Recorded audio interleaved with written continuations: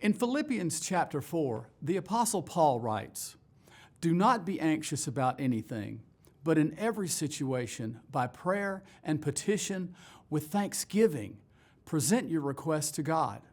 And the peace of God, which transcends all understanding, will guard your hearts and your minds in Christ Jesus."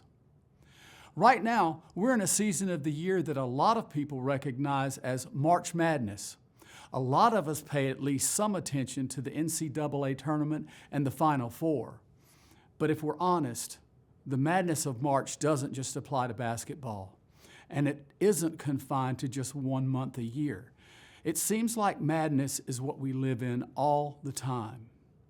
Your madness may revolve around a busy schedule with little or no time to invest and develop real relationships with your spouse or your kids. Maybe you think of yourself as just an unpaid taxi driver. Or your madness may revolve around relationships that are difficult, relationships that are changing, especially with your teenagers as they grow and struggle with finding their identity in a culture that is really, really confusing. I don't know if you get sidetracked by any of the madness, but I do know that there is hope for all of us.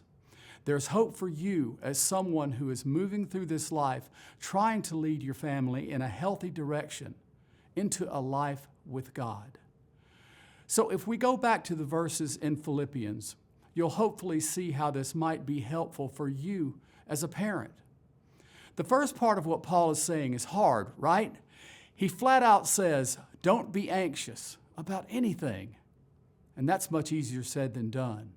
But these words from Paul remind us that God doesn't want us to live in the madness. Then Paul says that we should take every situation and present our requests to God. Now, there's no guarantee that all our prayers will be answered like we want them answered, but there is a guarantee that the peace of God will guard our hearts. The madness doesn't win, peace does. Imagine if you could live that way, if you could live with peace in your heart no matter what happens. Think about what you living that way might do for your teenagers. If your teens see you living in a world gone mad with a real, true sense of peace in your heart, they just might believe that they can do the same. They might not get caught up in their school drama or the pressure they feel to perform or the identity struggle that they don't yet know how to navigate. They might learn how to be in the madness of life with a sense of peace themselves. There is a madness in March, and I'm pulling for my team.